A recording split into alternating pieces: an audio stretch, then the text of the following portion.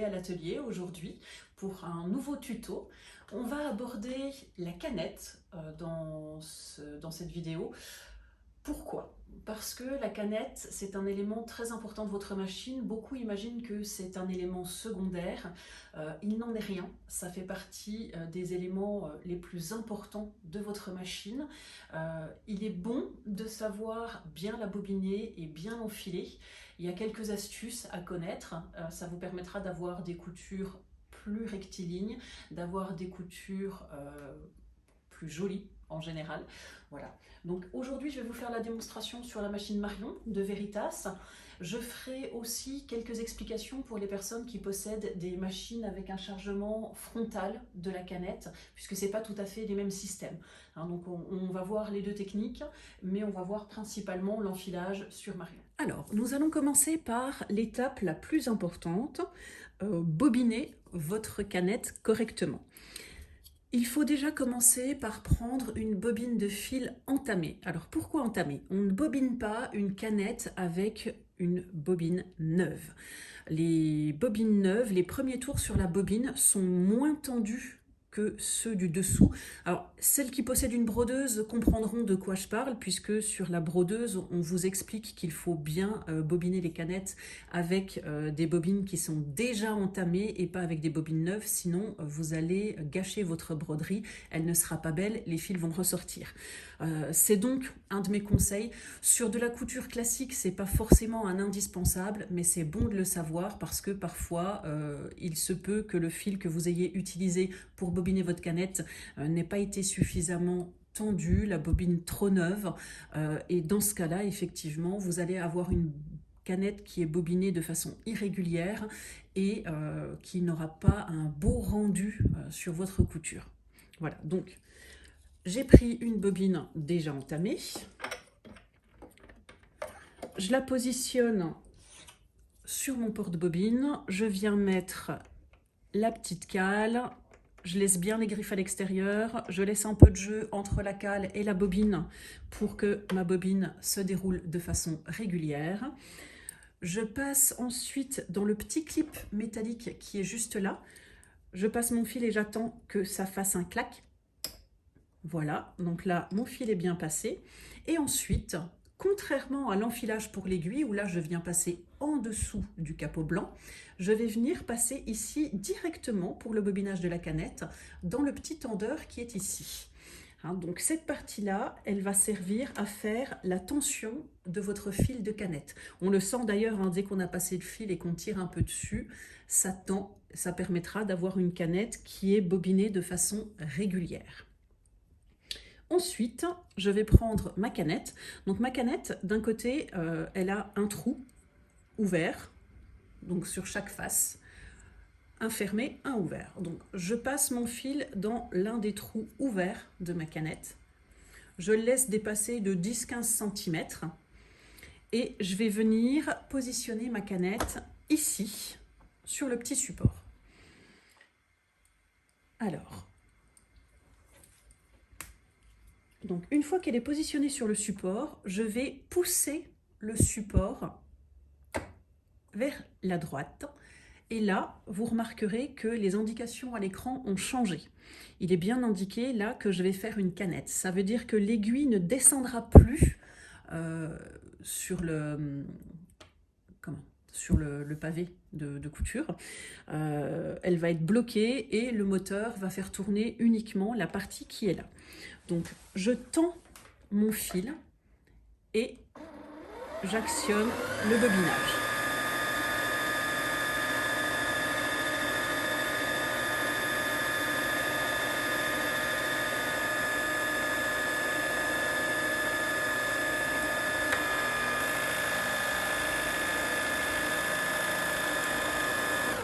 Voilà, quand on voit que la canette commence à toucher la partie blanche qui est là, que le fil qu'on a enroulé sur la canette commence à toucher la partie blanche, c'est qu'on a quasiment terminé notre bobinage. Donc là, je ne vais pas aller jusqu'au bout parce que je n'ai pas forcément besoin d'une canette noire complète. Donc voilà, une fois que j'ai terminé, je pense bien à retirer mon fil du tendeur ici et à repasser mon fil dans le système d'enfilage classique de l'aiguille.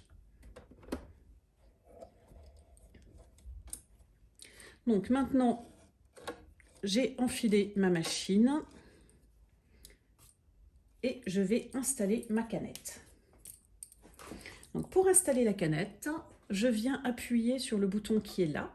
Le petit cache en plastique va se soulever.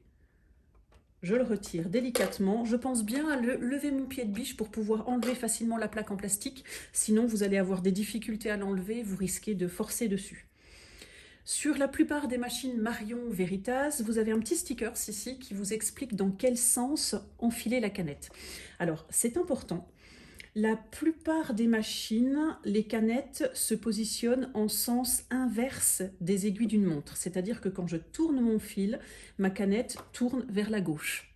C'est important de vérifier sur les notices de vos machines à coudre, dans quel sens doit tourner votre canette. Si vous ne la mettez pas dans le bon sens, vous pourrez quand même enfiler votre canette dans la machine, mais par contre, vous aurez des coutures irrégulières, des fils qui cassent ou des fils qui dépassent sur le dessus de votre ouvrage.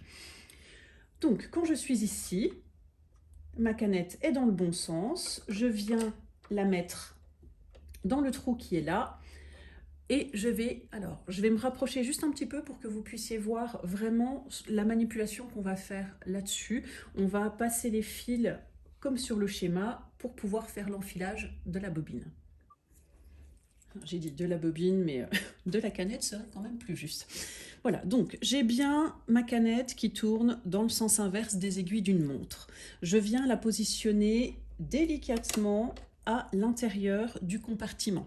Ensuite, je vais passer mon fil en dessous de la griffe noire qui est ici. Alors, j'ai pas forcément pris la couleur adéquate. Je vais regarder si j'ai pas une canette dans une teinte un peu plus claire. Voilà. En blanc, ce sera peut-être un petit peu plus visible. Donc, j'ai ma canette dans le sens inverse des aiguilles d'une montre. Je la positionne doucement dans le compartiment. Je viens passer mon fil en dessous de la griffe noire qui est ici. Ensuite, je remonte, je viens le passer dans la petite griffe qui est là et je le positionne ensuite ici. Je tiens mon fil. Alors, je tire pas trop parce qu'en fait, là-dedans, il y a une petite partie coupante qui va venir sectionner votre fil. Donc, je repositionne ma petite plaque. Donc, je mets d'abord le petit crochet qui est ici dans l'encoche. Et ensuite, je viens clipser directement sur la partie qui est ici. Je tire mon fil, il est coupé. On voit ici qu'il est resté en position. Maintenant, si je viens mettre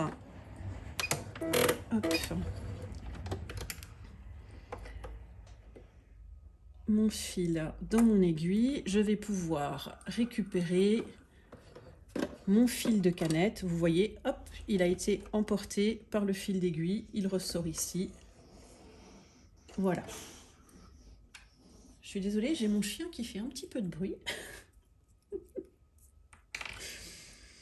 Il est content d'être à l'atelier, mais du coup, il n'est pas très discret.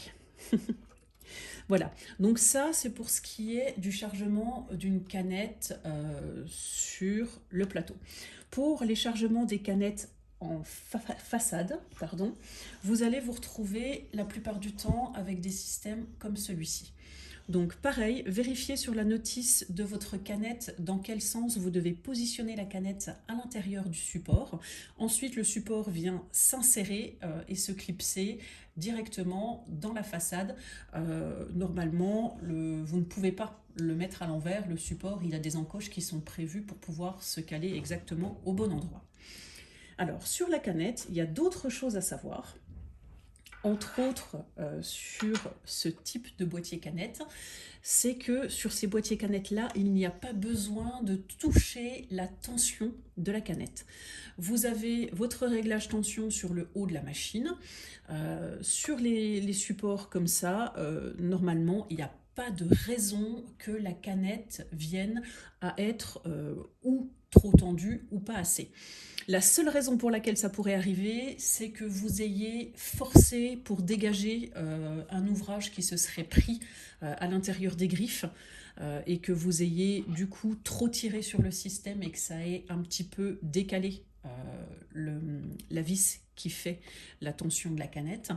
Ou alors que vous ayez forcé la couture sur un ouvrage et que votre aiguille soit venue taper le boîtier canette. Dans les deux cas, ne touchez pas vous-même les réglages de la tension canette.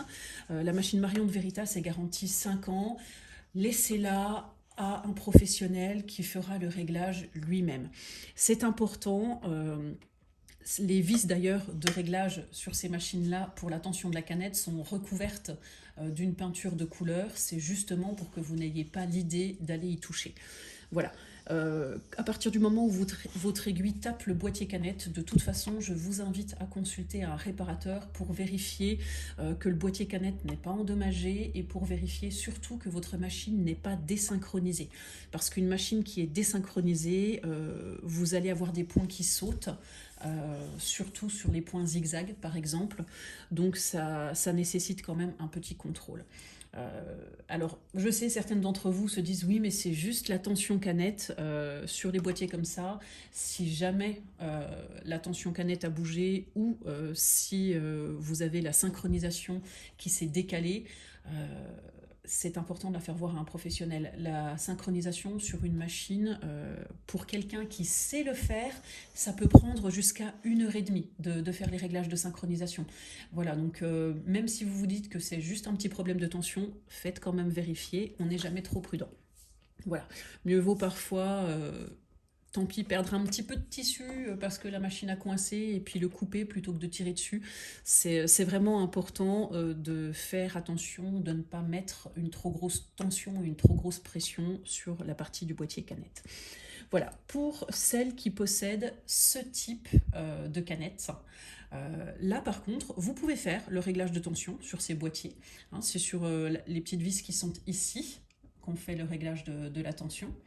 Voilà, et pour vérifier si votre canette est bien à la bonne tension, on fait ce qu'on appelle le test du yo-yo. Donc, si en faisant ça, votre canette descend toute seule, c'est qu'elle n'est pas assez tendue. Si en faisant ça, hop, elle descend juste d'un petit centimètre, si le fil bouge d'1 ou 2 centimètres, alors c'est que votre canette est suffisamment tendue. A contrario, si elle ne bouge pas du tout, ça veut dire que votre canette est trop tendue et qu'il faut desserrer un peu la vis. Voilà, j'espère avoir été suffisamment claire sur cette vidéo concernant les choses importantes à connaître sur la canette. Donc n'oubliez pas, on n'utilise pas une bobine neuve pour bobiner la canette. On utilise une bobine qui a déjà servi un petit peu. À défaut, si c'est pour un ouvrage particulier ou on a pris un fil spécifique, on déroule quelques mètres de la bobine. Alors quand je vous dis quelques mètres, hein, dérouler 2 mètres, c'est suffisant normalement. Mais voilà, on déroule un petit peu pour ne pas utiliser les premiers tours de bobine. Et surtout, sur cette machine-là, on ne vient pas toucher la tension de la canette. De toute façon, elle n'est pas accessible depuis le boîtier supérieur. C'est normal. Voilà, en cas de besoin, adressez-vous à un réparateur ou à votre distributeur le plus proche de chez vous. Généralement, ils savent le faire. Ils pourront vous renseigner sans problème si vous avez un petit problème de tension sur la canette. Voilà, mais écoutez, n'hésitez pas à poser vos questions sur Messenger ou directement sur ma page. Je me ferai un plaisir d'y répondre.